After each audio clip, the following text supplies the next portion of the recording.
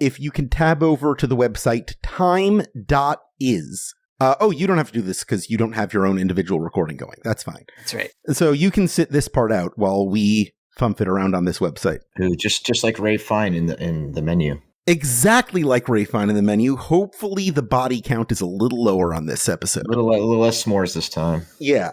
Jeffy, I need to rewind. What was the word? Did you say the word fumfit? What was that word? Yeah, fumfitting around. It's Yiddish. Fumfit. Yeah. It's Yiddish? Okay. Yeah. Translate it, but with another Yiddish word. It's when you act all fakakta. Gotcha. Okay. I could go for some fakakta right now. It sounds tasty. Yeah. You're making me schwitz. Bunch of schmendricks over here. All of these words just sound the same to me. They all just mash into one word. Yeah. No, but I feel like contextually you can Every time. They all mean the same thing. I don't know if they mean the same thing. I feel like they've got a nuance. I mean, is schmear really that hard? Yeah, schmear is easy. Verklempt, You got a schlemiel. You got a schlemazel. Hoffensteff Incorporated? Yeah. Exactly. Yeah. Basically, if you read one issue of Mad Magazine, you can pick this all up from context clues.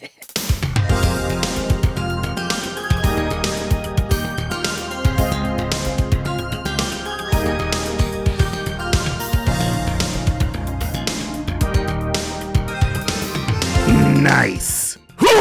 This is episode 270 of Insert Credit, a relentless array of lovingly cultivated video game topics presented every week to a panel of experts, all kept apace by a horrible buzzer. I'm Alex Jaffe, and one of my favorite first experiences with a video game that I encountered in the wild, without having heard about it anywhere else before, was playing Jazz Jackrabbit installed on a desktop PC in my summer camp's computer lab. Oh, weird. Why do you bring that one up? It's pretty random. My name is Frank Cifaldi, and first experiences with the game I encountered in the wild, right, without having heard about it first. Right. Was that prompt? To the letter. To the letter. It was actually, I think I've told this story before, I'm going to say it again, walking by a game store and seeing a TV pointed out, in the mall toward the outside, so I could see this TV, and having the thought, why are they playing a broadcast football game? And it was actually NFL 2K on the Dreamcast, and kind of blew my mind. Yeah. That was the seminal moment when graphics started not sucking. Yep. Mhm. Target audience, right there. You were the target. You were the audience. They were searching for all along. There's a guy who mistakes it for a TV broadcast, right? Yeah. That was it. Yeah, good work. Who's that speaking right now? I'm Tim Rogers, and one of my favorite experiences with a video game that I encountered out there in the world, just for the first time, just walking on by. Yeah. I don't know. There's a lot of them. I went to a lot of arcades. Okay, I had never played the Namco arcade game Assault, and I saw it, and I immediately saw Assault, which was published by Atari in the U.S. at a pizzeria in Anthony's Pizza on a U.S. Air Force base, and I saw that it had two big joysticks, and I thought, this is the kind of game I want, and that's basically it. If you haven't played Assault, check it out. Thank you. Thank you. You're welcome. I'm Brandon Sheffield, and let's see, I think I mentioned this before, but when I was walking with my friend to a 7-Eleven in probably 1993 or so, I saw Street Fighter 2 for the first time in a cabinet, and it probably wasn't a 7-Eleven, it was like whatever, just like corner store kind of thing we had, but in my mind it was a 7-Eleven, because I think for me that's what a corner store was the 7-Eleven. Anyway, regardless, saw Street Fighter 2 for the first time there, and then many years later I realized that it was Rainbow Edition, and so I think I saw Street Fighter 2 as Rainbow Edition first, and I was too intimidated to play it, and then my friend was like, I got that back home, and then I played it on the Super Nintendo after that. I too remember the first time I saw Street Fighter 2, and it happened before Assault, but I still put Assault in there. Just saying. Very good. Yeah, I think for me it was at that same summer camp. Joining us this week is game designer of Unreal Tournament and Gears of War, co-producer of the stage musical Hades Town, according to Wikipedia, and the man who taught a generation to reach out and touch someone with their gun, Clifford Dude Huge Bleszinski. Hello. Good to see you guys. Hello. I keep thinking about Assault, and you're like, it's two sticks. Like, I've played games with one stick, but two sticks. This is next level. Yeah, it's so good. For those who haven't played Robotron, Oh, it's better than Robotron because it's an actual tank. There's fighting You're pushing the sticks in different directions. There's a hat switch and there's a trigger on each stick. Ooh. Did you guys ever play Tokyo Wars? Tokyo Wars, yeah, same developer. Oh, no shit. It's all coming together now. What was one of your favorite games you encountered in the wild without having heard about it anywhere else before? Oh, this is actually a story I've never told anybody. My brother went to West Point. He went on a hockey scholarship. Yeah, and then they were doing like the family visit thing, the weekend of graduation or family visit week. I can't remember what it was. And I went to, there's this like, had a little party for the cadets and the families and whatnot. And I must have been like 9 years old. And they had one arcade cabinet at the little venue on West Point. And it was the game Phoenix, the old arcade game. Oh, yeah. Like kind of like, Space Invaders Evolved kind of vibe, right? And I just remember being enthralled by it. But years later, I woke up in the middle of the night and had that epiphany. This wasn't that long ago. This was only a couple years ago where I was like, in the first Gears of War game, there's the location East Barricade Academy, which I had created as an inspiration, having gone to West Point. East Barricade, West Point, get it? And then I played a game called Phoenix there when my brother was going there, and then I named the character Phoenix in Gears. Marcus Phoenix. The Matrix works in really weird ways, my friends. That's incredible. It's good stuff. An insert credit exclusive. Now, we went over the rules of this show before the show, but one thing I did not tell you is that every episode of Insert Credit has a winner, which is determined by who did the best on it. And the prize is that you get the homework of coming up with the first question for the next episode. Brandon won last week's episode, which means he gets to ask the first question this week. Uh-oh. Brandon, what do you have for us? Hooray! So I was thinking about that time that I've mentioned on the show before when I was showed Mind Jack. I was working on a game out there, and they showed me Mind Jack, and they were like, "What do you think?" And I was like, "The guns don't sound good enough. There's no impact." And they were like, "What should we do?" And I was like, "Turn up the bass and turn up your own gun, because my gun should sound louder than everyone else's, and that will make the shooting feel a little better." And that was a first-person shooter. And you're like, that'll be $300. That's right. My question is, what makes a good third-person shooter versus a first-person shooter? What are the core tenets of making it feel good? Cliff, the first time we met, I believe, was in Tokyo, and I was talking to you about whether the over-the-shoulder perspective was inspired by Resident Evil 4 of Gears, because Gears wasn't even out yet. Yeah. The first time so me and Brandon met you at the same time. That's right.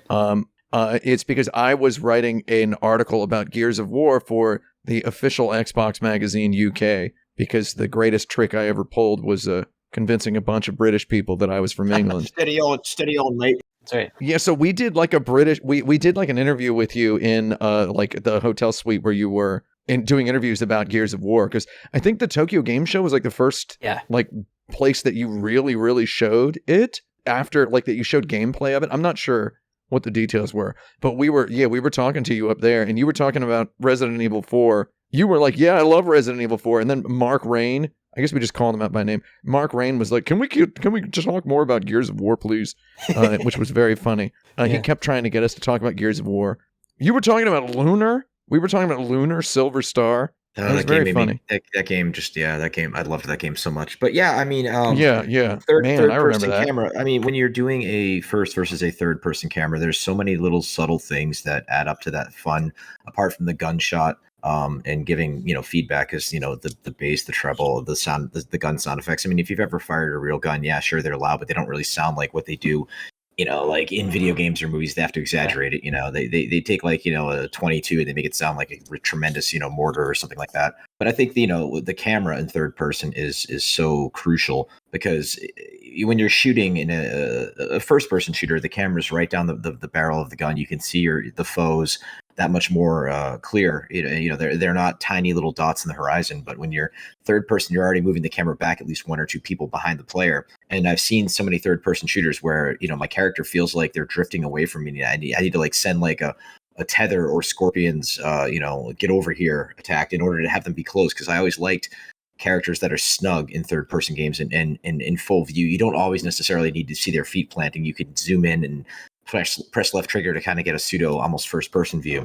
And so massaging that camera to the right angle, apart from the audio, apart from the size of the enemies, the scale of the levels, all that stuff, the camera is paramour for third-person shooters. So I was playing a bunch of Control yesterday. I don't know if you played Control. Yeah, it's a good game. I love Control. And then I had just recently purchased and downloaded the Alan Wake remaster, which I then fired up Alan Wake, and I kept, while playing the Alan Wake remaster, I kept thinking, oh my God, is there something wrong with my computer? Is there something wrong in the settings? Because the position of the character was like slightly off from Control. And it's like, I've played all of these third-person shooting games since it first became a thing, right? And it's like, the fact that I can go from one game, play a game for about an hour, and then go to another, and if the character's in a slightly different position, it feels completely just mind melting. It just feels completely wrong.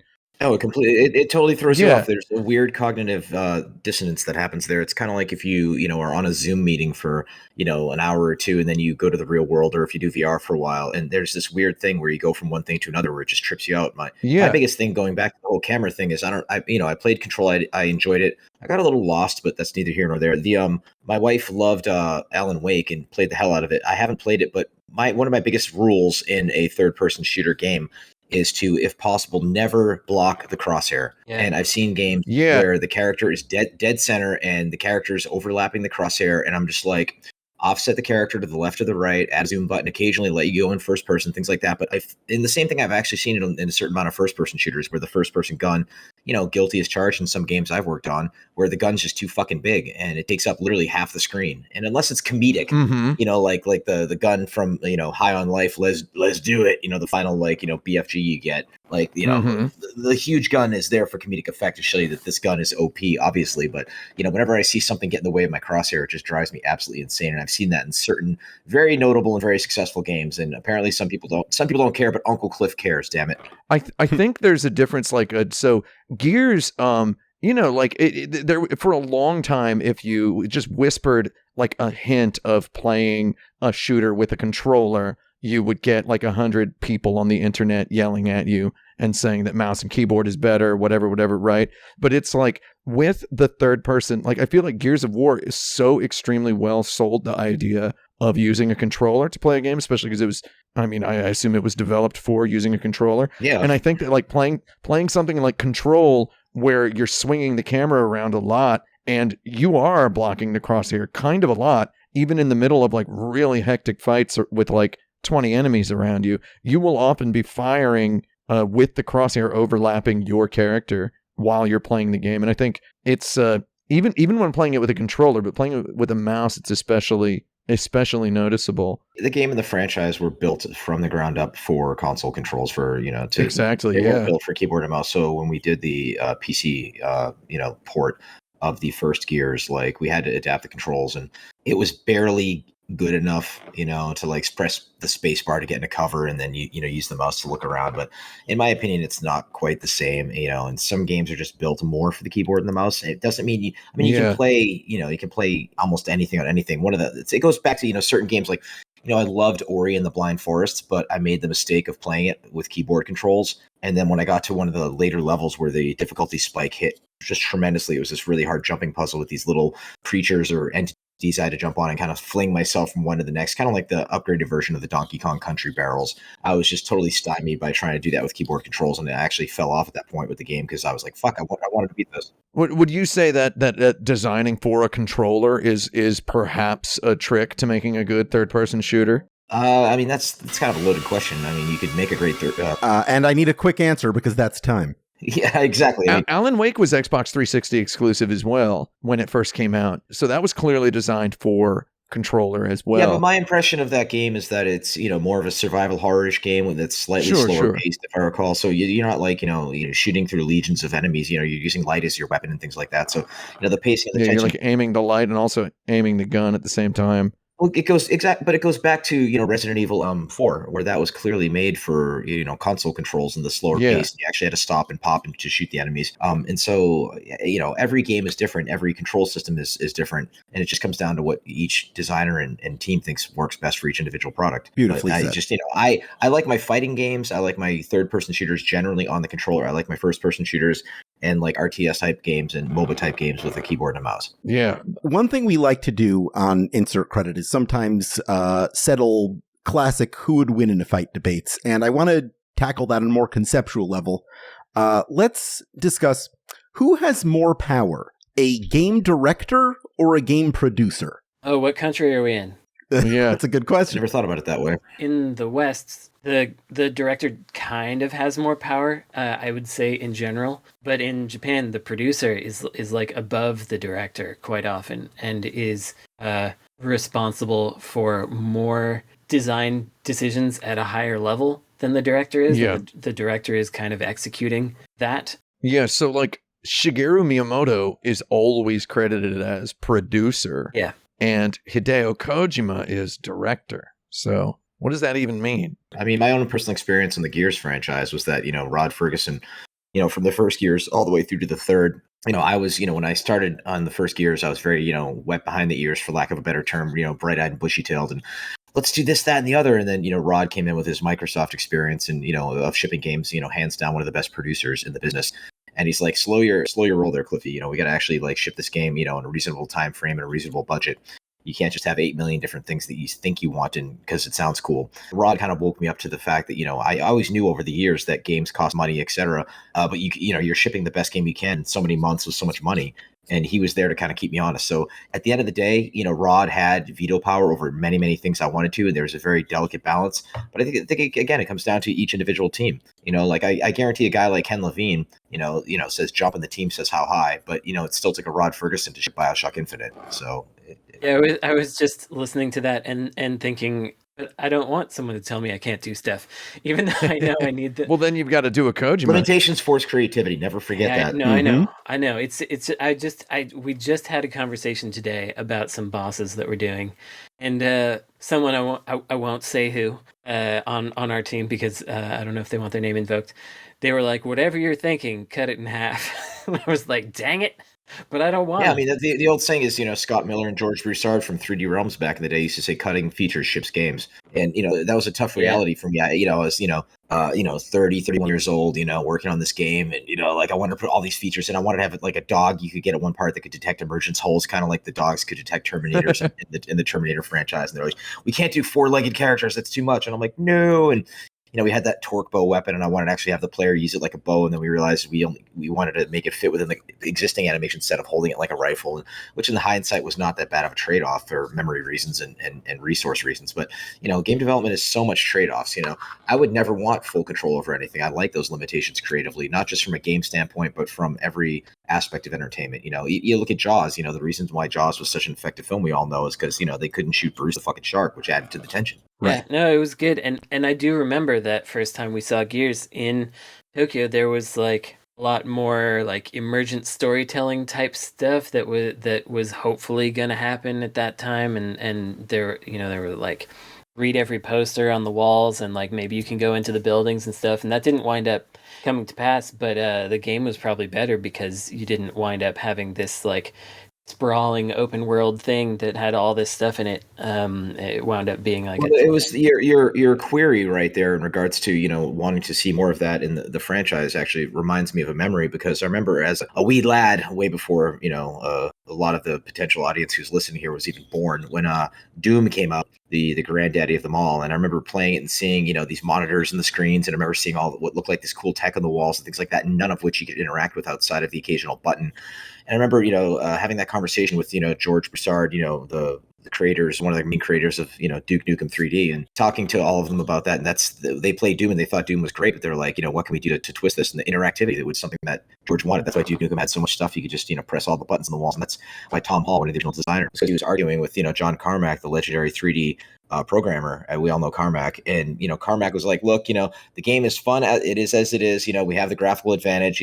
Ship it. And Carmack was just very much Occam's razor of game design. And that's why John Romero, as a creative, felt so frustrated as well working with him, that he went on and founded Ion Storm, and his rule was design is law. But it's like, he had, carte blanche, all that Tomb Raider money from IDOS at the time, and then ultimately had, for lack of a better term, enough rope to hang himself, and that's why. Yeah, I read Masters of Doom, right? And I read Masters of Doom a couple of times, and you look back at like Quake, right? And Quake was originally, according to John Romero, it was going to have all sorts of RPG elements, and there was factors of like their Dungeons and Dragons campaign that they were writing at the same time, like based on like his character from Dungeons and Dragons, and there's wizards and monsters and stuff, and it ended up just being the first like really virtuosically hyper fast 3D shooter game. And you play it now, you can play Quake right now, and it's just a brilliant game still. Minus, I remember when Night Dive released their remaster of it last year, John Romero did a tweet where he was like, "Oh, Quake is kind of a weird memory for me, but the more I think back on it, the more I'm like, this is a really good game." So it's like John Romero, even now he acknowledges that Carmack was definitely a really good influence, because he's like a hybrid of a producer and like an engineer, like right at the same time. And then you look at Gears of War, right? And Gears of War is 6 levels, right? Guess what else has 6 levels? Like Contra. Like all the old Japanese arcade games are just 6 levels, a couple of guns, right? So maybe the secret is to be a video game director who has played or developed old Japanese shooting games in the arcade. I mean, what's old is new. I mean, and Gears has a lot of that Contra DNA on it. And you're one of the few people to mention that. Oh yeah, I grew up playing that. Gears 2 basically like is a Contra, because you even go inside of an alien and like chainsaw its heart, right? Exactly. It's like, that's Contra as heck. See all the juice that's there? Just doing bro stuff.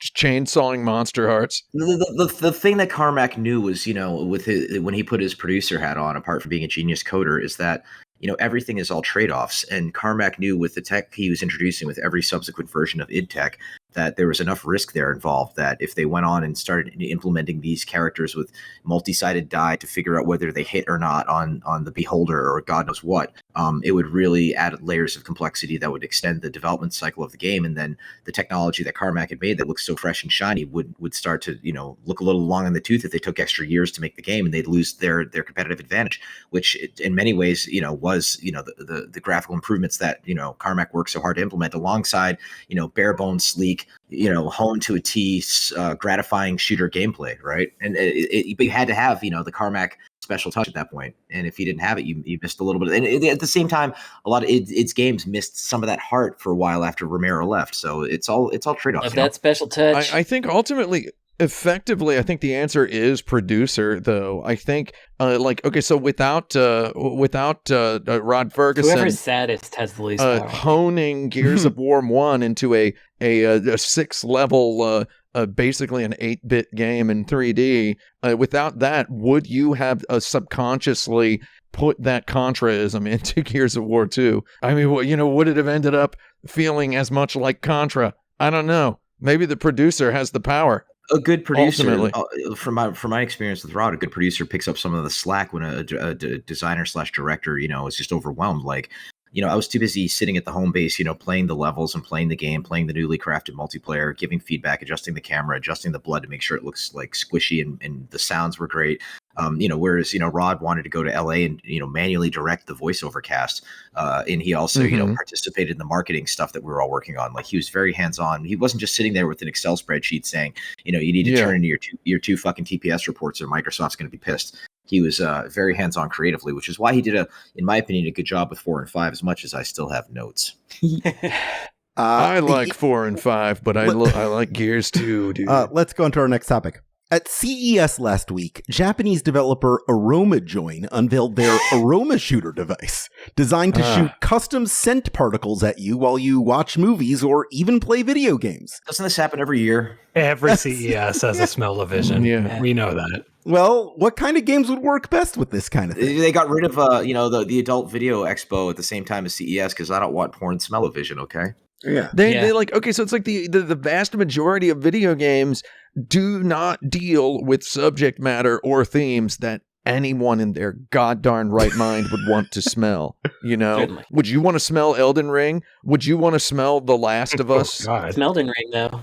Elden Ring would be the thing. The Last of Us portrays a future full of fungus-activated zombie people and humans who have lived without any kind of bathing or deodorant for 20 plus years. I think you'd have to build a game experience that's custom built for that. Remember the wonderful little game Journey or the game Flower, right? Imagine making a very pleasant experience where you're Super smelling. Mario Odyssey has that cooking That's world. exactly. There's a cooking world. Oh, I was going to say all of Odyssey has a really good smell for me. Yeah, every level has a good smell. But you can also play with it and occasionally have a stink mushroom or something like that. Kind of like those. On my wife's stream, she's been doing that thing with those beans, the jelly beans, where it's like one out of every other one's like liver and onions or some shit. And it's comedy gold, it's content gold. And so I think make a world that's pleasant and very smellable, and once in a while give them a stinky Band-Aid smell. So here's what I would do. I would get Swery because he loves it like a hookah and stuff. And I would get all right. He loves his beer. He loves his beer too. Loves his beer. He loves his hookah. I would get like a. I've never seen him post an Instagram photo drinking a beer. Not a donkey milk drinker either. Not a donkey milk drinker. So like a Valhalla like game where you're a hookah bar owner and you have to mix the right the right hookah tincture for your customer as you're in like a visual novel and whatever, and you smell them before giving them out to the person, and that's how you know that they're right. And you can smell it as you're mixing it, and you're like, oh man, that's wrong. That's interesting, and that's you craft the game around that one hinging piece of technology, right? It's kind of like making the plastic guitar for Guitar Hero or Rock Band, and then it's built for it, right? That's a really, it's a more chill, casual game where you're making, perfume scents for celebrities or maybe real celebrities or, maybe, the new scent by, whatever Kardashian person or whatever. Like they mentioned in an interview that they like their time they spent in the Redwood Forest or some shit, right? And then you're trying to mix that, like that kind of stuff that you built it. It's like when Nintendo built games for the DS and the touchscreens and everything like that. They leverage that tech, so you want to use it with it, right? The problem with a company like Sony, for example, is like Nintendo did a great job of showing how you use the technology and why you would want to use it with the Wii and the DS and stuff, and then Sony would come and they like the rear touch on the Vita, and they're like, use it if you want, I guess. They didn't like exemplify. You don't have to use it if you don't want to, but it's here, guys. That's Sony with all the features. No, but it's like 6-axis. Like no one wanted 6-axis. And as much as I was a proponent of Kinect because I actually liked it, watching my 7-year-old nephew play soccer was great. It could have been cool. Should have been cool. Was there ever a killer app? And that's one of the issues facing VR right now that we could go down that rabbit hole. But I don't know what your topic list is. Anyway, I've got Peter Molyneux's killer app for the Smell-O-Vision here. Are you ready? Okay, yeah. It's a game where you play the part of a waiter in a fancy restaurant with elite clientele, and you just recently suffered an accident that broke your neck. You are wearing a neck brace and you cannot look down. And it's very rude. These people don't take kindly to being asked, what they're eating. You're not the waiter. You're the guy who brings the wine. So they ask what wine you recommend, and you have to smell their food and then recommend a wine. Without seeing it, you have to. Without seeing it, because you can't look down because your neck is broken. And you can't ask them what they're eating because they do not take kindly to being asked about their Survival business. horror game where you have to smell the enemy would totally do it. This all sounds like David Cronenberg pitches. Yeah. So I actually don't think you make mechanics around the smell. I think that you just add texture to environments with smell. Like I just keep thinking about Mario Odyssey and like the smell of the cave where that dinosaur is, right? Like or the smell of like a forest that smells nice. The smell of the city, even, kind of vaguely gassy, But if I gotta strap something to my face, it's gotta have like a real function. Is it strapped to your face, Jeff? 100%. No, it blasts the particles at you. From like a sound bar area, right? Like it's like never mind. Sorry. Yeah, I was gonna say there's enough it has to just exist and vanish into the background. And the thing is, it's all fun. We can all joke about this technology all day long. But the thing is scent is a very powerful thing. It's like, when my mother transplanted me to Southern California when I was a wee teen. There was all these jasmine plants around everywhere. And the smell of jasmine in the early evening will always take me back to being a teenager. And that's the thing is the smell of like a basement. We had a basement growing up in Boston, and whenever I smell that musty smell, boom, you're back there. It's like the scene in Ratatouille where the chef eats the ratatouille. And boom, he's a kid back in the countryside of France when his mom made it for him, right? Like, scent is very powerful, and but I don't think the technology doesn't work, and it's a joke until it works, right? It's the same thing with everything in the world. Like, what VR really? That you mean Dactyl Nightmare? And apart from there being no killer apps that I can see. Dactyl Nightmare, dude. Man, I played that. I played Dactyl Nightmare at a block party in 1993. I did it. Yeah, That's like the premise for like a Seth Green 1990s movie. I had fun. Yeah, dude. Oh my God. The VR, the 3D, I didn't think 3D movies were anything special. And then I watched Avatar 2 on Saturday night. Unfortunately, And, that's time. We can't talk about I- Avatar 2. So I'm waiting for the Avatar 2 of Smell-O-Vision is what I'm saying. Yeah. So Well, it's the killer app for everything, and I'm waiting Yeah. on Avatar 2. My Alamo Draft House is in town, and I just you it's gotta see it 3D IMAX, dude. yeah, but our local IMAX sucks, so I don't know. We'll see. Shoot. I know. I enjoyed the first one, and that's the thing is, it goes back to 3D. Is James Cameron's one of like 4 directors that understands the best way to leverage 3D. So it's not just about the ball flying at your face; it's about the depth of the scene and leveraging it. Fly up to New York City, man. You're like an hour flight away, right? Something like that. Fly up to New York City and check it out at the Lincoln Square IMAX. We'll be up there in April. One of my favorite stories back when I was in my younger days, when I was a single lad, was talking to a Southern girl at a bar, and she goes, I don't make it out to the big city that often. And I'm like, yeah, I only get to New York 2 or 3 times a year. And she goes, I'm talking about Raleigh. Raleigh. They've got Nice. American Airlines has flights from Raleigh to LaGuardia going for $80 right now. I know No, this. it's an easy hop. Yeah, it's a short flight. And LaGuardia is nice now, in case you didn't know that. Yeah, they apparently they unfucked it after 10 years of construction. Yeah, after 10 years of construction and like 50 years of being a joke, it is now the most pleasant airport that I live like 15 minutes away from it by taxi, but it's like love Yeah, but LaGuardia. the ceilings were like the half floor. Oh, it was horrible. Being John Malkovich, where like he goes in that kind of half. Just like the Last of Us fungus strips of asbestos falling out of the ceiling and such. Yeah, it was terrible. It was a Silent Hill level. Fuck, it was horrible. I would try to fly to JFK. Yeah. Well, done. now definitely choose LaGuardia every time. It's a beautiful airport now. People don't know this. We have a tradition on the first show of the new year where we have our whole panel together to design a game using something from the material that's just lapsed into the public domain. Okay. This year, the last of Arthur Conan Doyle's stories are now copyright free. So I think it's time to enlist Cliffy B's help on the 3D sequel to Frank Cifaldi's Super Sherlock Holmes. Oh, we got to make it. Well, it would have to be called Sherlock Holmes: The Final Problem, because that's the last story Arthur Conan Doyle wrote, right? Was it really? Is that actually true? No, read 'em I all. don't think it's the last one. He meant it to be the last He one. meant it to be the last one, and then he brought him back. Kind of Yeah. like Final Fantasy. Right. Yeah. I think it should still be called Sherlock Holmes: The Final Problem Part 1. That should be the name of the game.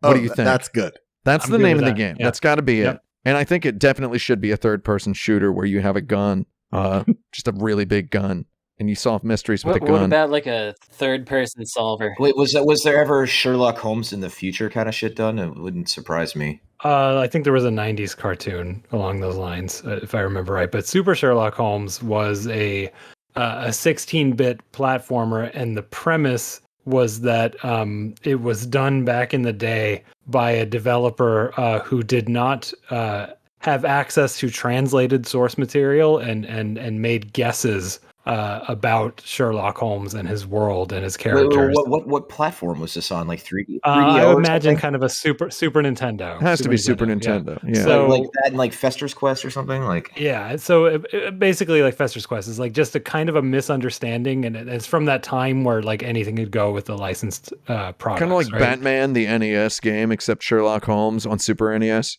So the Yeah. mechanic was a combination actually of Batman's cape glide and Scrooge McDuck's cane, right? So you can kind Yeah. of glide stomp, and the misunderstandings were things like Watson was Stan Laurel. Is that the fat one from Laurel and Hardy? Whatever the fat one is. Yeah. Yeah, that's him. And Baskerville was inhabited only by dogs. They were the Hounds of Baskerville, stuff like that. Just like I see what they did for there. a complete misunderstanding of the source material. That was the first game. I believe in this timeline that Jaffe's proposing, this was a very successful game, and the IP is being revisited, I would say, by someone who is now more serious about it and maybe Yeah. missed the joke. It's probably Platinum Games. Platinum Games has the rights to it. You have to keep some of the misunderstandings. They're going to deliver a slightly disappointing video game that is nonetheless quite polished. Wait, I'm confused. So is this about like Sherlock Holmes is in the public domain? Arthur Doyle's works in the public domain now, or Right. So not all of the stories were at the time that we designed Super Sherlock Holmes, but now every Conan Doyle thing is. So we have more supporting characters, more stories, right? Right. You're allowed to make him nice now. Yeah, well, I mean, detective content and murder mysteries are in more than ever these days. Although, if you were to start something now, it would take 2 to 3 years to make. I mean, you look at Knives Out and Glass Onion as the Agatha Christie style murder mysteries. I mean, that's one of the things that Rocksteady got right with Arkham Asylum is Batman's the greatest detective. And actually, yeah, he kicks the shit out of people and he has all these gizmos, but he's a detective.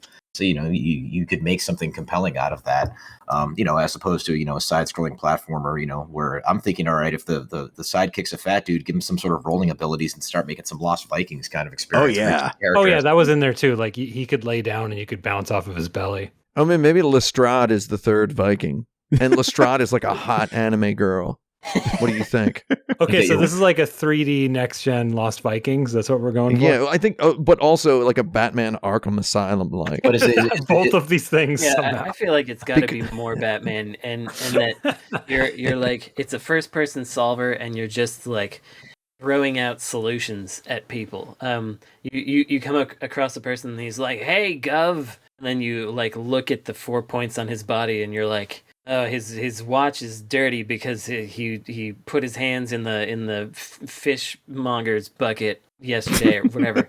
Just and put the clues together really quickly for everybody. I don't know. I think it's just straight up Arkham City, but old London. Okay. Yeah, but also Yeah. I think you could lift a little Heavy Rainish vibe in there too, right? Where there's just press a button to do a detective thing. What other games can we throw into the soup? Yeah, come on. It's Lost Vikings, Heavy Rain, Arkham Asylum. There it is. Does it have 2 joysticks though? Yeah. 2 joysticks. Yeah, twin stick. And Milo is there, and he gets cancer. Yeah, left stick is Holmes, right stick is Watson. There you go. Ooh. Oh my God, brothers! Yeah, it's brothers. Just like brothers. Yeah, just throw that in. Yeah, that's just one level though. It kind of like goes off the rails for a minute. Mm-hmm. Are you a bad enough dude to solve the mystery? Yeah. Well, But I'm always a fan of old school London and video games. But boom, step 3, profit. In all seriousness, wouldn't it be really cool if there were like a bunch of like really dense, like full length Sherlock Holmes mystery, solving games on PC? yeah. That's a joke. There are. Yeah. You can check them out whenever. Are they big? Are they executed well? Yeah, they're good. Whenever there's a Steam sale, you can get like all of them for like $20. It's worth a shot.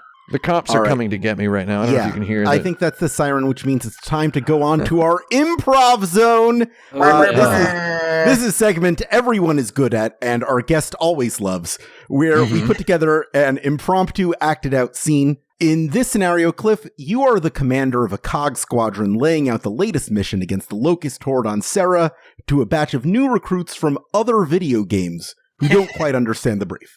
I've dropped our panelists' identities in the host-only chat. Okay. Cliff, you have to try to work out who each of them are. Okay. Let's go.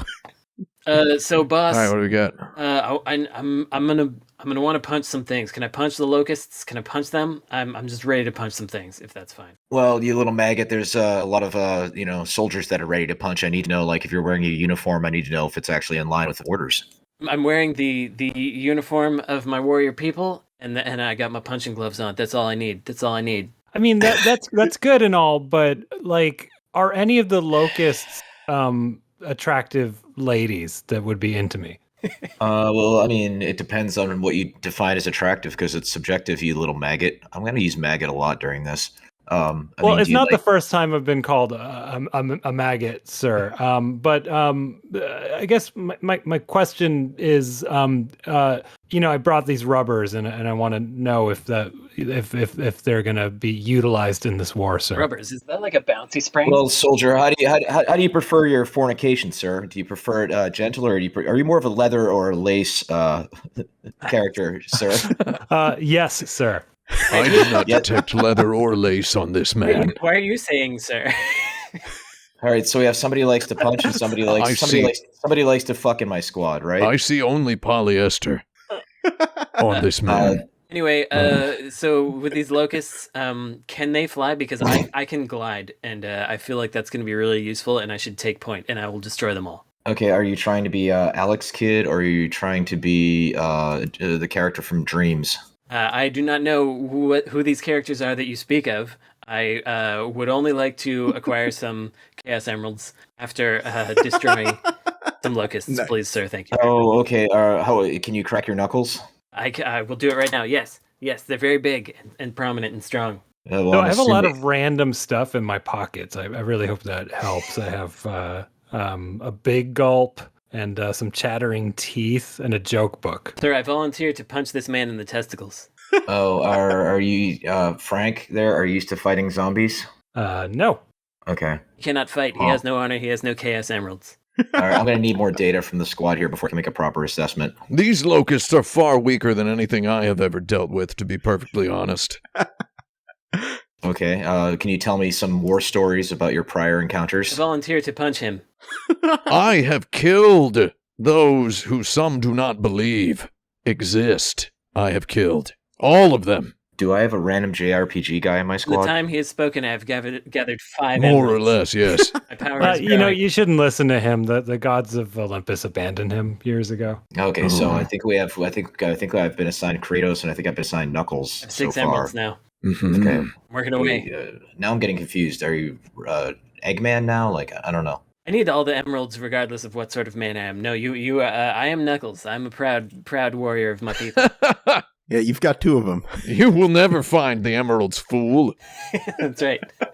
No, I've got nothing but pockets of inventory, and I'm horny. Like Yeah, I was there's hoping- really I was nothing hoping- else. No, there's When I asked Command in order to have something to fight the Locust, I was hoping for Shadow because I'm pretty sure Shadow actually packs heat. Correct? true, but he has no honors. So you're lucky that I'm here, and I've almost got my 7 emeralds, and I'm gonna go Super Saiyan. Frank, there's one more thing you can talk about. I must Frank. say, this man says he has pockets, but his garment does not quite approach the quality standards of even my ancient people. Yes, I would say that his clothing is too relaxed. So I've never fought right. fought locusts, but I have inhabited the land of the lounge lizards. Oh, Oh God. God! Did you go with? Are you wearing a leisure suit? I am, in fact, at this moment, but I suppose you could call this a leisure suit. But you know, it's in fashion again. A low-quality garment. let me check my list here. Are you Larry? I believe. Larry Laffer, yes. Congratulations, laughing. Cliff. You got all 3 of your new recruits. We got Leisure Suit Larry. We got Knuckles I got my Echidna. 7th emerald. I'm ready to go. And we got John Kratos. Congratulations. Were we trying to keep it secret? No, surprisingly difficult because I don't know if you're gonna pick some like random old game that came out in like '84. Believe me, I was tempted. Did you like my mentioning that Leisure Suit Larry was wearing a polyester? Yes, I that was enjoyed great. that. Put that in a list of games that wouldn't actually come out these days. Yes. Are you kidding me? They made one like last year. But unfortunately, did. Shut up! Did they really? Yeah. Pretty recent, yeah. Let's all check out the Leisure Suit Larry series on Moby Games while we take a quick break. Have I ever mentioned on this show that Leisure Suit Larry is the most remastered game ever? Shut up! Yeah, it's incredible, dude. No, more so than Dragon's Lair. Yes. It's only really been remastered once from the film, I think. So Larry started as a game called Soft Porn Adventure, which was a Yeah. text-only game. SPA. And then there was Leisure Suit Larry was a remaster of Soft Porn Adventure, and that's an EGA graphics game. That game was remade into a VGA point-and-click adventure, Leisure Suit Larry 1. And then that game was remade into an HD remaster via a Kickstarter. So it has been remastered 3 times. Oh, so The Last of Us Part 1 is catching up. That's That's enough. right. Ooh, well played, well I played. get a couple more chaos emeralds.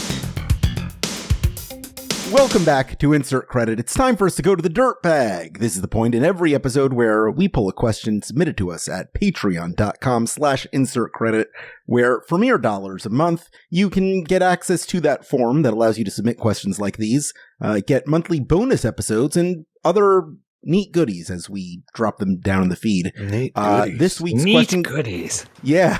Not meat goodies. Hey, why not? Not good You know? neaties, neat goodies.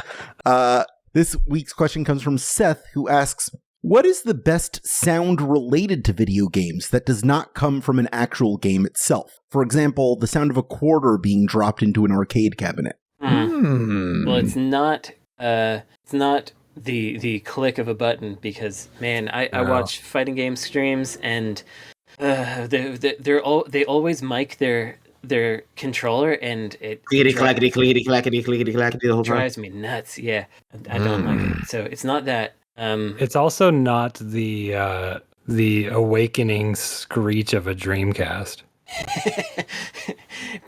You mean like the sound of the motor in there? No, it doesn't it scream like a giant beep? You mean the VMU beep? Yeah, that's when your the VMU has beep, no battery.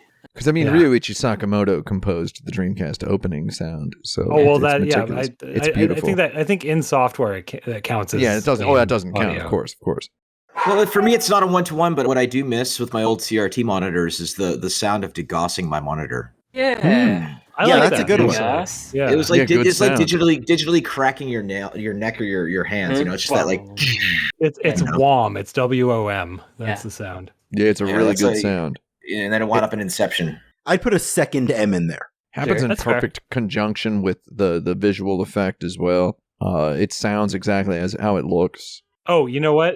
I got one. The when you pull the trigger on the NES zapper, the spring on. See, I was gonna say that, man. But then I thought, isn't this too close to just?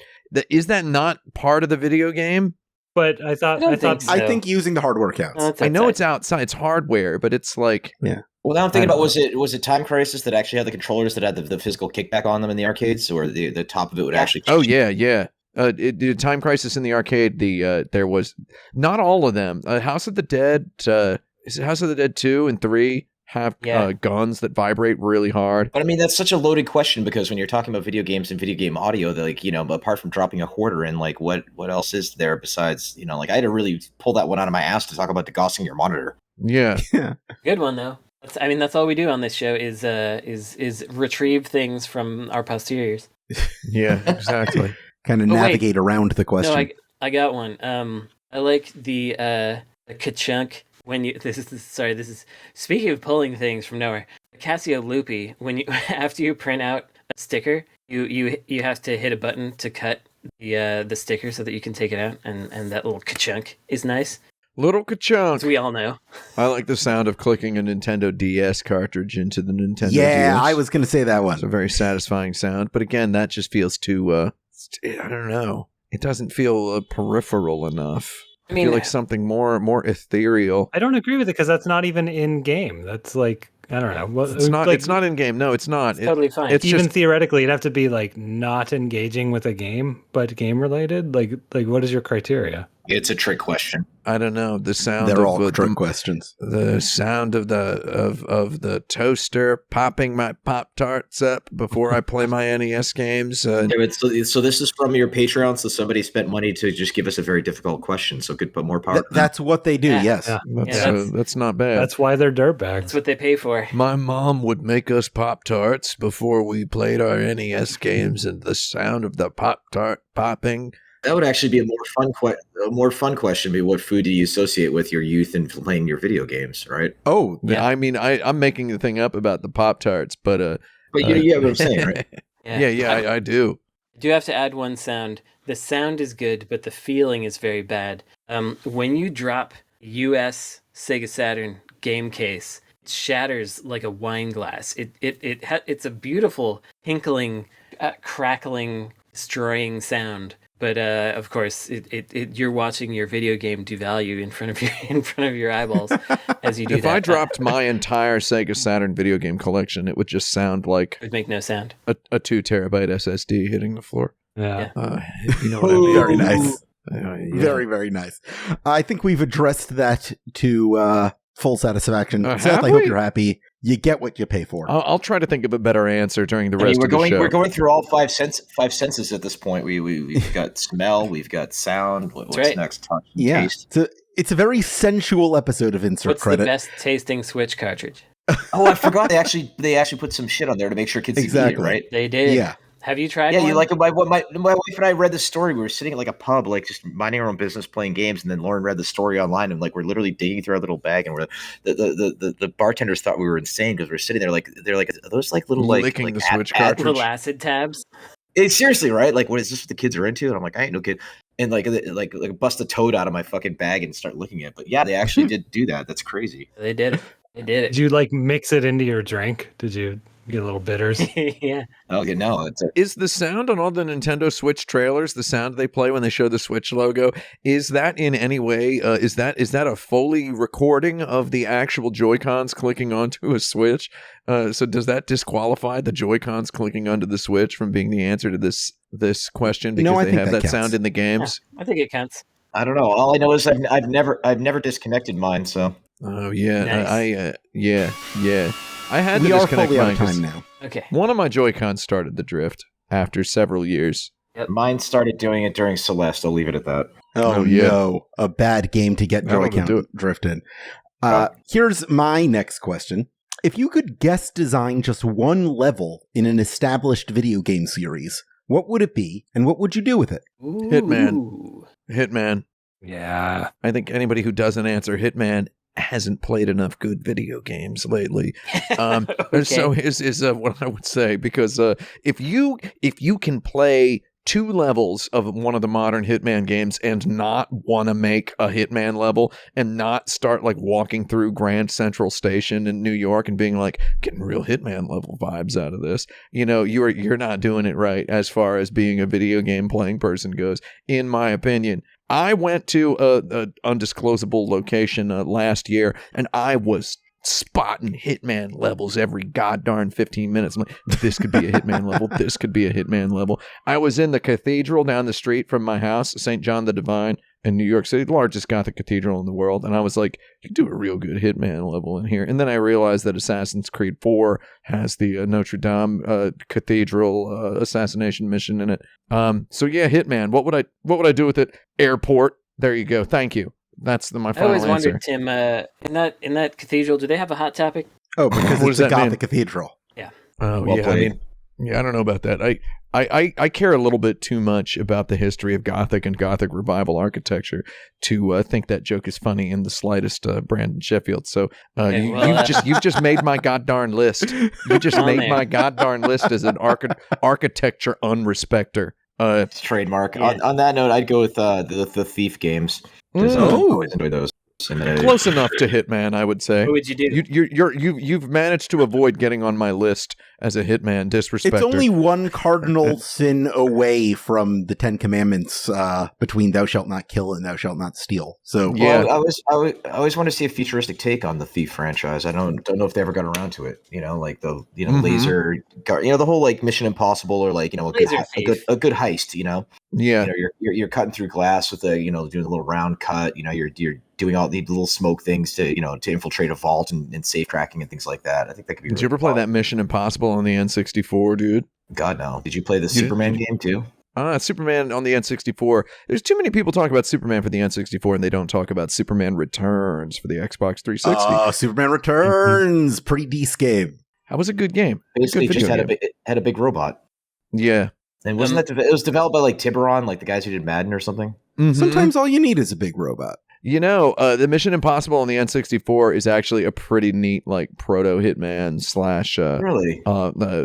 sort of like the proto futuristic thief game. There's some neat stuff in it. Anybody who wants to check out a game with some neat stuff, check it out. Brandon, we got a killing game, a stealing game. You want to do a bearing false witness game? I do not, but Okay. I want to do Ridge Racer. Ridge Racer. I want to design a Ridge Racer level. You just want a racing game that's about the driving, man. Where did the Yes. driving go in the racing Do games a these Ridge days? Racer track that's basically Desert Bus. I just want to Yeah, throw out there for infinite. anybody listening that was a joke about a very obscure joke about like a tweet I saw where someone was saying that they miss Ridge Racer because there's no games that are just about driving anymore, and I just found it very utterly strange to see because you can play a lot of driving games and just drive. Horses and whatever. So you say you would want to do a Ridge Racer track? Yeah, That's I good. want to do a Ridge Racer track. That's a level, and 'cause some Ridge Racer tracks, you really feel this like, wow, someone really made this one. Like Mhm. someone full on designed this track. They weren't thinking about reality or whatever. They were like, let's make something that feels good. It's gonna feel really good when you drift here. Mhm. Straightaway is gonna suddenly appear, and it's gonna you're gonna be like, oh, look at all this zone I got in Oh my front of me. god, how come none of you guys have said fucking Mario Kart? Oh, Well, you because could we're do not Mario Kart. Nintendo babies here. Because I don't That's want right. to. You know, I only very recently bought Mario Kart 8 for the Switch. Only when it was like on sale during the Christmas week. I was like, finally, I guess I'll buy it. You did? Am I the only one who didn't answer yet? Yeah. Yes, please go. Yeah. So I don't really want to do any work, so I'm going to do a Sokoban level. Oh, perfect. Well, why not? So in case Very anyone good. forgot, my answer is Hitman, and what would I do with it? Airport. Yeah, That's it, man. Just give me an airport. I didn't Airport, forget. man. Give me an airport. We all answered. Okay. Did it? Hitman on a train, even? Give me a Oh, train. any game needs a train segment. I would put a train segment. I in just any want to say game. I'm not spoiling any of the modern Hitman games, so I'm not going to let you know if there is an airport level. You're 2 steps away from it. It's Die Hard in a Segway. It's just I think there should be. I have an idea for an airport level. Wait, isn't Die Hard in a Segway Paul Blart Mall Cop? Oh, That's a good way of putting it. Yeah. Here's my next question. I want to talk about Fortnite. What was this game supposed to be? The F word, huh? Yeah. Well, it was supposed to be a sort of a horde mode where you build and sort of a hybrid tower defense co-op. Yeah, kind of third-person tower shooting game. defense, kind of Plants vs Zombies kind of vibe, right? And then I'm just they going to did- say this: I played it. I played the first original release of it, and I the liked it first a lot. original release actually did fairly well. I actually went to a hockey game with good old Mark Rain a while back, and he was mentioning like, no, it did fairly well, but just they wanted to shoot for Extra- the stars yeah. and whatnot, and then they did the best pivot in video game history as far as I'm concerned, and they're like, hey, PUBG's pretty cool. What if we did that but cartoony and building? Boom, step 3 profit, right? Now they got $1 trillion or whatever, however many billions it's yeah, give it's me raking one. in. My little Yeah, brother no, plays it. fun. His son plays it. My big brother plays it. His son plays it. You know, It's just So- amazing the things you have to do and the luck you have to have something hit that big these days. It's like a pachinko machine of just you make your best guess, you make the best product, and then if you get the right streamer to stream it, you get the right YouTuber to promote it. mm-hmm. Boom, step 3 profit, and it's chugging right along. So more power. It seems a little weird. It seems kind of like a joke to say this now, but it was not a sure thing. Fortnite being as successful it is was not a sure thing. Like, No, it was almost canceled multiple times. yeah, and it's like PUBG was cool. PUBG, I think, was one of the best games ever made, right? And it's like it made. I don't talk about Fortnite much on this show, but I played a bunch of Fortnite. For what reason, the world won't know for a while. But Fortnite's it's just a really really well made thing. As it was getting made, I'm curious what it was. What was going on with the thinking of it? It wasn't Mhm. intended to be like the world-beating, all-consuming forever game that it is now. Or I don't No, think. I mean they had a game jam after the Gears had become a thing, and then a small team had put together kind of that cool little demo of the building and third person camera and things like that. And the art style was defined by a couple of the artists who I'm dear friends with, who actually just shipped High on Life, which is a lot of fun. And then we worked with legal to make sure we could actually have the name, and again started as that tower defense thing. Then Tencent came along and bought a bunch of my shares, and I was like, okay, this looks really cool, but I'm kind of tired of all the shit, so I'm gonna leave now. And then it languished along for a while. They tried making that cool game Paragon, which on paper I thought was kind of cool. And then they did a UT kind of reboot, but they had a couple games that limped along, and then boom, pivot on Fortnite, and there they are. Becomes one of the biggest games on the planet. And I remember reading about it in like Game Informer and being like, "Oh, this sounds really cool." Well, it was also time to switch up the art style, and I was standing in the room when Rod Ferguson, my producer on Gears, told the small team that had built it, like this could be big, this could be the next big thing, which is why we need to can it, because he was so obsessed with just making more Gears games, and it's like Gears is still. Gears is fine. It's cool. It is what it is, but Epic wanted to hit bigger, and so then Rod eventually departed. I departed, and then they spent years working on it, and then the kicker was they had a versus version in that in a very early version years ago, but it wasn't really prioritized. And then once the whole idea of battle royale became big in the zeitgeist, they pivoted it right at the perfect time, and there you go. It's just as much hard work, talent, and skill as it is luck. Don't ever forget that. Yeah, I feel like from the player's perspective, it really felt like the battle royale mode. Like I was there, I was playing the original release of Fortnite because I was a huge Gears fan. I was a huge Horde mode fan. I liked anything that made me think of old Unreal Tournament, that made me think of old like vintage PC game shooting,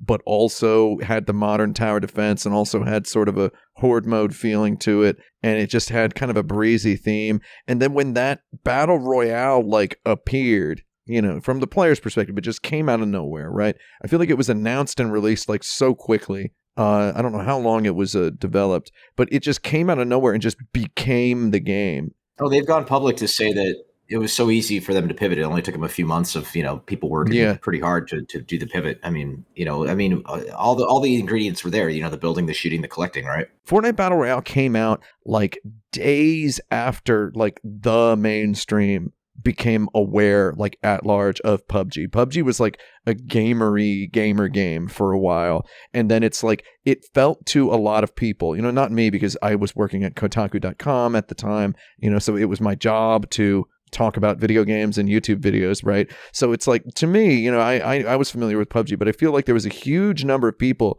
who thought that Epic just made Fortnite Battle Royale in like a weekend because they saw this game PUBG that had just quote unquote just come out, right? There was a lot of people thinking that. Well, that's one of the fundamental perception issues that the general public doesn't really seem to get about how games are made. Like, the fact that they had years of the Unreal Engine iteration, the fact that they had made the Save the World mode for the game, that's what gave them all the pieces to rapidly iterate and to put that mode out. It's kind of like the people who like, RIP, Bosky and Lawbreakers. They're like, you just copied Overwatch. It's like, yeah, I put together a group of 80 people and made what you believe is an Overwatch clone in 3 months. Sure, dude. That's not really how it works, man. The bigger brain perspective is that Overwatch is just a shooter that copied League of Legends. It's like, it's all just you know what, Cliff, I loved Lawbreakers like 100% legit. I really, really liked Lawbreakers. That's all I'll say. We don't have to talk too much more about Lawbreakers. I loved it, man. It's time for us to go into our lightning round. We're playing one of our favorite games this week, Name Design. In this game, we create a brief pitch for a video game from a name I give you based on the title alone. This week, the theme is that all of these are names of achievements in the first Gears of War game. I reiterate, these should have absolutely nothing to do with Gears of War. Okay. In fact, the more abstract they are from their original purpose, the better.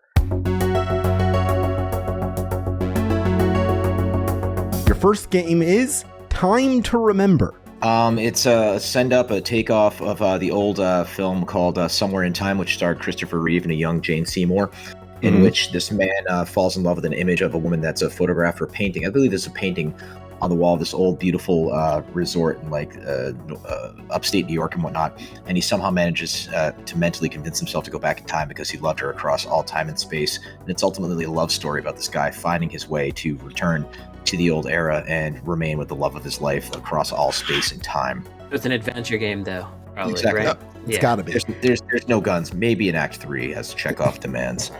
Honor Bound. Honor Bound. Well, I already went. Honor Bound sounds like a very generic, sort of not very good Dark Souls like from a Western studio. It's like some sort of you're a knight and you're on a quest. It's the sequel to Ubisoft's For Honor. That's what it is. Honor Bound. They didn't want to put a number in there, and they didn't want to use the old name. Well, it's kind of like the sequel to what was it, The Island or whatever? It was like Sons of the Island or something. Yeah, I feel like it's a prequel to For Honor because you're if you're honor bound, you're on your way to honor. So it comes before it. I like that. For the Fallen. It's 4 dudes that can't stand up. Yeah, and it's like Fall Guys. So is it 4: the Fallen? Yeah, 4: the Fallen. Okay. I'll accept it. Broken Fingers. It's like the film Broken Arrow, except with a finger. It's the story of one man who has this celestial, God-given ability to point to something and to make it happen. And then at the beginning of the game, he has the ability, like the kid in the Twilight Zone, to just make things turn into cartoons or just send him off to the cornfield.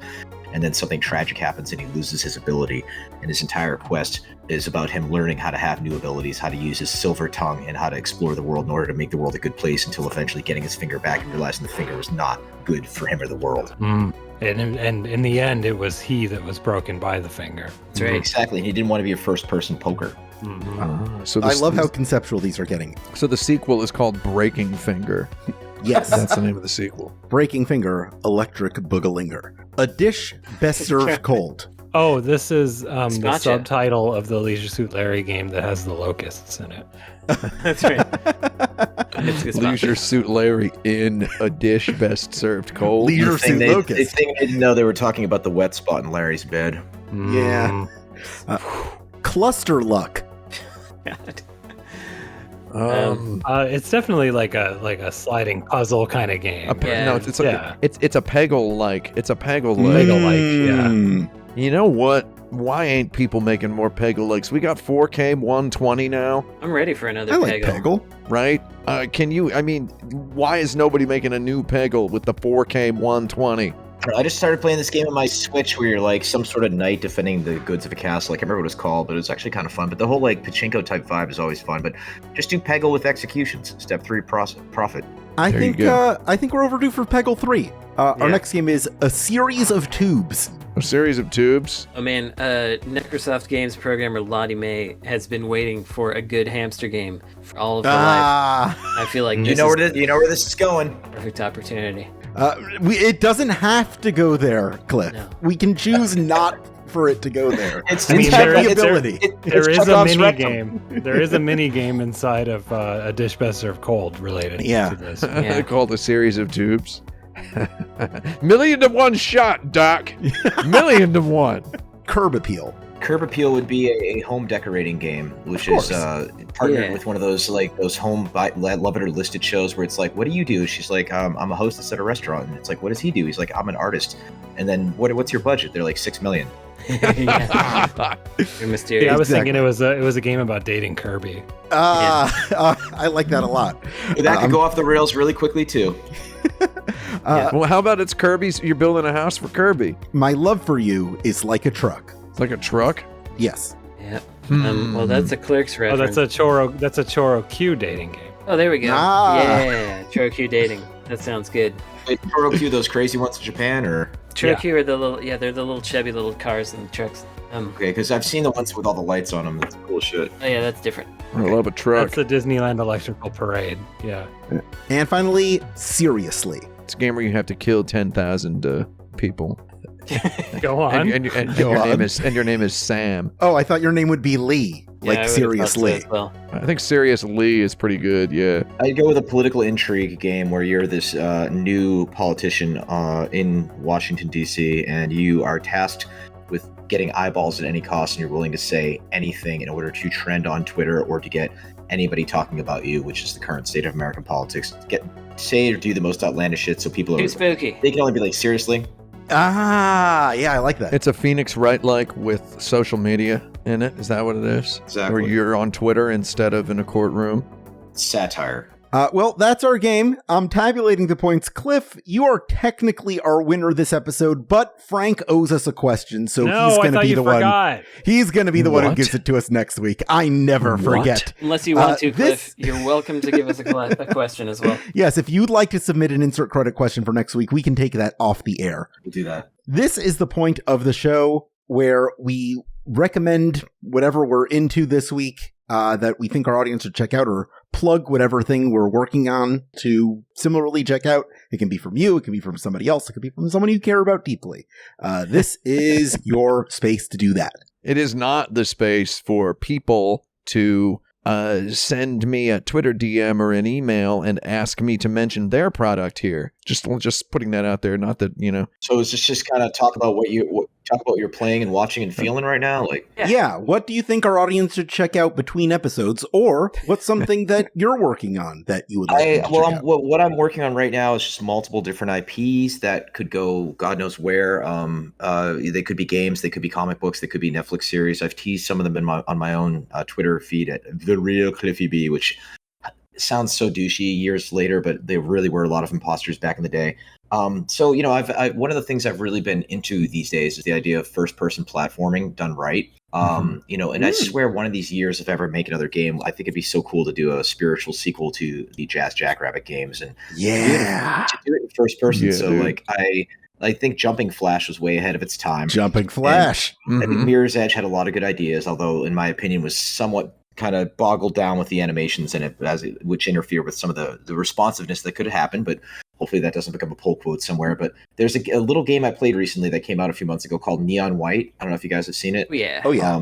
Yeah. It's first person platforming, but it's dead simple. It's kind of deck building light, but with some guns. And it's just basically, if you get good at the game, you just chain your way through each level in like 20 seconds. And it ultimately winds up being really gratifying. Speedrunning game. Yeah, but in the speed runs are insane. I saw that game and I said, what? I was like, that's too much stuff. And then I played it somewhat recently and it's pretty good. Well, it's all put up with this weird like manga wrapper about these characters who like have gone to this version of heaven and they were assassins. You've seen it. It's got this really weird dialogue where this guy just wants to see this girl's boobs and everything. It's very very manga-ish, but it's overall it's a blast. And I was hooked on Vampire Survivors before that, which has absolutely no right being as fun as it is. That was like heroin for me for a couple weeks. Oh, it's so silly and goofy and fun and awesome and addictive. It's just like, you can sit there with like a drink in one hand and play it with the other hand. And then but just otherwise looking at what I started playing Norco also because I want to make an experience or a game or a comic or something set in New Orleans soon, and that's actually set in and around that area because I think the area just drips with character and life and mystery. You know what's set in New Orleans is that Anne Rice's The Interview with the Vampire TV show available for viewing on AMC Plus. If you want a good TV show, like another recommendation for Interview with a Vampire. You just plugged it like it was a press junket, like you're working on it. He's working on making other people watch it. I've recommended it on the show, and I've received several emails, Twitter DMs, Discord DMs, and otherwise messages from people who told me that they watched it and loved it. So I'm performing a rare instance of not complaining about my email inbox. Keep your compliments for AMC's Interview with the Vampire, the TV show, coming. All I'm looking forward to is Nick Cage's Dracula. Oh, Renfield. That's going to be good. Nicholas Hoult, dude. He's my number one pick for new James Bond. I'm going to say that out loud. He'd be great. He's great. I remember him in Warm Bodies. The fun fact is my sister-in-law's boyfriend wrote Renfield. Oh, really? No kidding. Yeah, it's Ryan Ridley. He worked on Rick and Morty and whatnot. And he's they've been dating for 5-6 years, and we had this whole family text, and he's on it, and like they were talking about the recent like tornado that went through when they were filming, and he's like, yeah, Nick Cage was in front of me in the Dracula outfit as the tornado was going through the Ninth Ward. And all I could think was the last thing I'm ever going to see is the building being torn away and Nick Cage and Dracula attire being pulled away from me. It's the last thing. What a way to go, though. Yeah, that's rule, dude. I saw the trailer for that movie on the social media the other day, and I was like, I just read Bram Stoker's novel Dracula. I know who Renfield is. So the reveal of Dracula was not very. Well, I mean, it was not much of a twist for me. Anybody who's seen a Nicolas Cage movie knows, right? Because you hear this voice like halfway through, it's Renfield, go get me a bowl, and like that's Nick Cage. Yeah, it's so good. It's just Vampire's Kiss too. Yeah, I'm looking forward to them expanding the universe with Renfield and Friends. I'm gonna watch the heck out of that stupid movie. Renfield and I think Universal's trying to make it part of their monster dark universe thing. Like they've been working on for a while. So. Yeah. I feel like if that's the direction they're going with the monster dark universe reboot, because that dark universe really fell off, didn't it? The next movie will be Igor. If that's the direction, I like it. It looks real stupid and real fun. It looks quirky. It looks fun, and but the thing is I love New Orleans, and I think there just should be anytime they film something there, I can spot it a million miles away because my wife's watch Interview with a Vampire, dude. Watch it. It's good. All right. Brank and Brandon. Yeah. You got anything? I got some. First of all, Cliff, just I thought of this while you were talking, but I didn't want to interrupt you. That you could go ahead and call your platforming game Jumping Jazz Flash. I think that would work just fine. Nice. Oh no. Well, I have this vision of this trailer for it where it's like, all the first person action. Because again, Jumping Flash was just such an underrated little game and largely solved the first person platforming issues. And the trailer would debut to the song Jump Around. It was at House of Pain, I think. Oh yeah. Are you going to do your slow acoustic version of Jump Around? Of course, there's one of those out there. Jump around. If not, commission one. God, that'd be so good. So good, dude. Get some beautiful young talented girl to play at the hotel cafe. Step 3, profit. It's all about just have the camera pitch down a little bit every time you jump. There you go, $300, please. That was my advice. You're like the third person to ever mention that to me, by the way. Just tilt it down a little bit. And have a fucking shadow beneath your character that's visible at all times. It's not that hard. Yeah, yes, Metroid Prime. That's some 3D platforming. That's good, right? That's that they handled it. They did it right there. Maru up in this bitch. Jump around. Recommendations. One, don't forget to hit the publish button in the Switch developer backend when you submit a patch to Nintendo if good you're idea. a video game developer, because we kept getting bugs from Hypergun Sport, and we were like, I really thought I fixed that. Turns out the patch had been sitting in the backend for a week because we hadn't hit the publish button. So Did that include notes? your notes are not included, but maybe later. Damn it. Yeah, sorry. I recommend The Equalizer, which I'm sure, Tim, you've seen The Equalizer. I only just watched it. That's the Wait, the movies, the TV show, or the new TV show, or the original TV show? I mean the Denzel movie. Denzel movies? I love those, dude. Yeah, the Denzel movies, because Yeah, I love those. we all like a good Taken, John Wick, Nobody, Yeah. etc. And this is one of those that has a different vibe, and I like it. And I found out A that weird vibe. Yeah, I like it. that the main thing that makes the character interesting, which is that he has OCD and he's particular about certain things, was created by Denzel Washington when he read the script and was like, this is not interesting enough, and he just developed that. Gave it a little twist. But that Equalizer film is directed by Antoine Fuqua, who has worked with Denzel. He's great. So it's Yes. they have a good relationship, I guess, with that sort of thing. I'll just do one more little weird thing, which is that I actually decided to play that Evany game that gets recommended. Oh, come play, Oh, come my play lord. my Play my laggardly lord. sword. So Come I play my laggardly decided sword. to do it just so that we would know what kind of a game it was. Maybe Tim's already played it. I don't know. Oh, I but, played it. Yeah, I had to a long time ago. 'cause I see the ad where it's like, pull these levers, and then the magma falls down, and then Oh it yeah, kills the guy. you one of the And- people in the Instagram comments who's like, I played this game and this is not what it's like. Is that you now? No, you do play that. It's just Yeah, it's very like the slot odd machine that- loot box. Yeah, that's your reward for playing Yeah. the incredibly deep strategy game that Evany always was. And I was like, is this a different Evany, or is it? So it's just the same Evany, but you unlock those little mini things. it's their loot box opening interface, basically, right? Yeah. Like, yeah. Interesting. I never even heard of this. The first thing I'm going to do when I finish with you guys is to go Google it. I'm like, what the hell? There's a famous internet banner ad with just a sexy lady and the words "Come play, my lord." It spells CUM. It's it's very. That is And actually the only game I've played since that ad Ever. came out. They Yeah. try to get you in with the image of a sexy lady, and then it turns Dude, out I lost my shit because like somebody I saw on my social feed. There was an ad for some like medieval game, and they used Corey Chase the Porn Girl to advertise it. interesting. And they what they did was they went on her Cameo and they paid her like $500 to actually like say something about the game being great. And then like they put it in my social feed, and then I'm looking at her like, where do I know her from? And why am I thinking of Ted Cruz right now? And like literally you can see the little Cameo watermark in the bottom right of the ad. It's the funniest shit. Yeah, Snoop Dogg's done a couple of those. Yeah.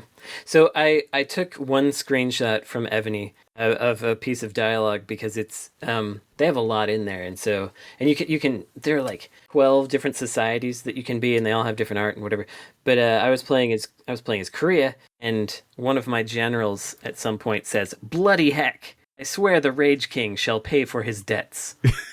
Man, Pay for his debts. His debts. What? save that for an episode intro. Yeah. Well, I'll send it to you later. Anyway, Please do. those are my. Oh wait, I have one more recommendation, which is that if you have played Hypergun Sport on Steam, please leave a review because that's helpful. And then please leave. And then please leave with your copy of Hypergun Sport and never return. No, please leave a review. That's helpful. Okay, the end. Goodbye Frank? from me. I haven't really touched much since last time. I've been traveling for work and stuff. My home project over the Christmas break was to look at my Mister again for the first time in 3 years, and I'm becoming one of those guys now. I'm becoming a Tim Rogers. So I'll link you to the 3D printed solid state drive enclosure that I bought for mine. You'd like, Okay, fine. Yeah, I guess I do want that. yeah, you. But my recommendation is, if you know me in real life, just have an air horn, and whenever I mention the Mister, just like squeeze it at me. What's the context of this, gentlemen? Oh no! Here we go. Imagine a brick the size of roughly a deck of cards, except a little taller, that can house every single video game that's good. Prior to the PlayStation 2, right around about there. It's FPGA, fully programmable gate array circuits that can emulate hardware, so that the software is not emulated, the hardware is emulated. You are not playing an emulation of an NES game. You are playing a replication of it. It's still emulation. It's just a different form of emulation. But the point is that It's good emulation as opposed to the shitty ones I've played at many barcades. instead of simulating the hardware in software, you're simulating the hardware in hardware. It's the way I always describe it is like, imagine if nano machines went into your PC and just made it a Nintendo temporarily. It's like a food replicator from Star Trek for old CPUs of video game consoles. But what Sounds this pretty cool. equals to you is a little tiny thing that takes up one HDMI port on your television and lets you play Super Mario Brothers 3 with zero lag with an Xbox Elite controller. That's actually cool. But don't you want to get it on one of those like crunchy old CRTs though? There are filters for that, my friend.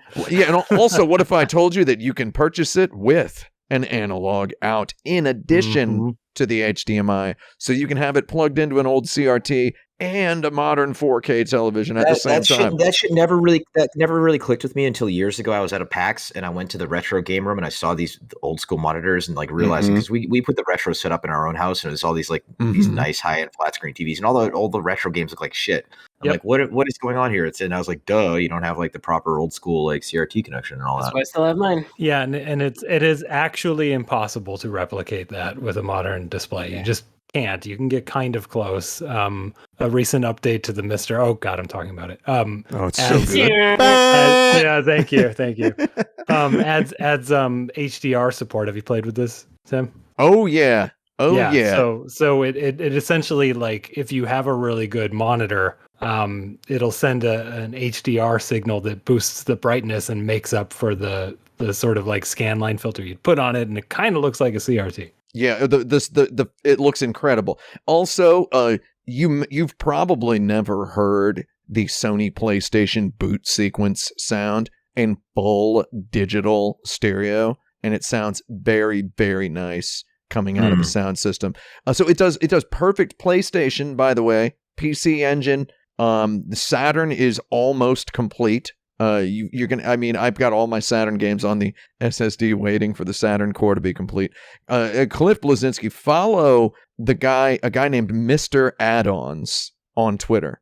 Okay, just the word Mr. and add-ons. Everybody listening do this. Mr. Add-ons on Twitter. The guy, he does, so you Mr's kind of a DIY thing. You can buy the boards separately, and you can kind of make it yourself, or you can trust a legit dude like Mr. Add-ons, who lives in Idaho, by the way, home of the potatoes. So he knows what's good. So he will make you a pre-configured Mr. kit in an aluminum case that he designed, and I had him make one for me, and I have played it every day for the last year and a half. I fire it up before I go to bed, and I just pick an NES game or a Genesis game, or nowadays a PlayStation game, and it is the most beautiful thing. I just wonder why a lot of us are kind of going towards that more retro stuff. Like I have a PS5 sitting right upstairs, and I haven't touched the damn thing yet. You know, it's there's more old stuff than new stuff by the laws of the universe. There will always be more old stuff. There's always but more also of it. Old stuff you can just play before bed. That's kind of harder to do with new stuff. Fire up Flintstones, Treasure of the Sierra Madrock. console update. There's not a game update. There's not like it's like anytime we would want to play something on our actual consoles, it's like, okay, hon, let's boot these up and like we'll start it tomorrow because we have to let everything do its bullshit, you know. Okay, put down the Mr. Air horn. Pick up the old people air horn, please. Okay, yeah, it's time for me to do my outro. Wait, I didn't do my recommendation.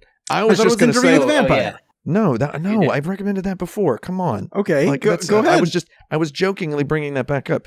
For the last week, I have been working on a 48-inch OLED computer monitor, a 48-inch 4K 120 OLED computer monitor. And I kept thinking it was going to be too big, and it's been a week now, and I really, really like it. There's a lot of YouTubers out there, tech people, who talk about how much they love having a 48-inch monitor. It sounds too big. It's 36 inches away. Don't you have to move your head a lot? No, it's very, very nice. So if you listening to this have been considering getting one of the 4K OLED computer monitors that are out now, there's an LG one and there's an Asus one. I will not mention which one I got because that would sound like an advertisement. I would just say, go for it, dude. I've seen it. If you've been great. considering it. Yeah. Jaffe saw it in person yesterday. If you've been thinking about it, go for it.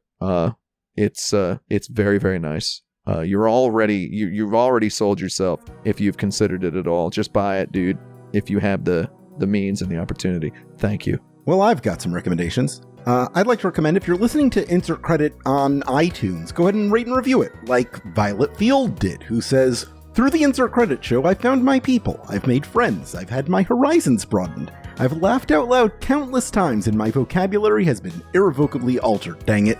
A truly special show made by some truly special individuals. Thanks, Violet. I don't know what Alex Jaffe looks like, but I bet he's very handsome." You can also support us on patreon.com/insertcredit, where you could become a patron to submit your own topics, listen to monthly bonus episodes, and get other exclusive content. You can also join our community at forums.insertcredit.com or look for Insert Credit on the YouTube. This show is edited by Esper Quinn, with original music by Kurt Feldman. I'm Alex Jaffe. I'm Frank Cifaldi. I'm Tim Rogers. I'm Brandon Sheffield. And I guess I'm Cliff Bleszinski, and you're listening to Fresh Air. And the coal train is bringing the pain.